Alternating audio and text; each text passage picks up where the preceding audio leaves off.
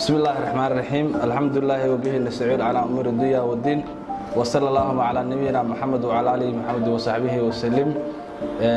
كسر دوادا شركة دان وحليا هلا تريد انفستمنت وشركة وين ورنتي كشقيسة دمان قبل ذلك الصومالية حفيز كدي كواد وهرية كسمايو بهذا لده فري waxaan u sheegaynaa dhammaan macaamiisha reer Kismaayood in loo keenay gurigooda in ay maal gashadaan shirkadda Hilaac Trade and Investment waa shirkad runtii ay ku jiraan in ka badan 800 oo qof oo Soomaaliyeed waxayna shirkaddu shaqeynaysay muddo ku dhow hadda 2 sano waxaan marka u sheegaynaa dhammaan shacabweynaha reer Jubbaland inay ka faa'iideystaan shirkaddan oo ah runtii shirkad damaanad leh oo boqolkiiba boqol qofku wixiisu ay safe ay yihiin waxaan u sheegaynaa inay si fiican oo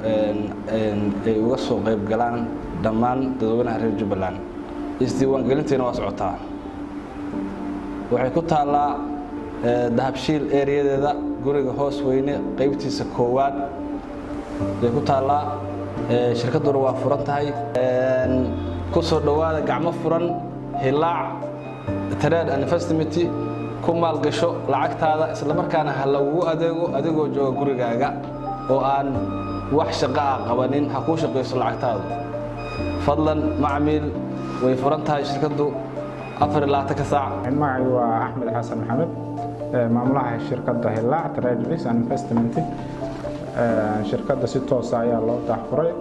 oo looga daahfuray magaalada Kismaayo farceeda Kismaayo xarumaha gobolada dalka dhammaan way shaqeynayaan xarunteeda ugu weyn waxay ku taalaa magaalada Muqdisho waxaan marka u sheegayaa macaamiisha reer Kismaayo oo u xiisa qabay inay maalgashadaan shirkadaha trade-ka in shirkadda Hilaac la idinku keenay gurigeena si toos ah insha Allah waa iman kartaan soo dhawaada gacmo furan ku soo dhawaada waxaan leenahay mustaqbalkaaga maalgasho إن شاء الله. السلام عليكم ورحمة الله وبركاته.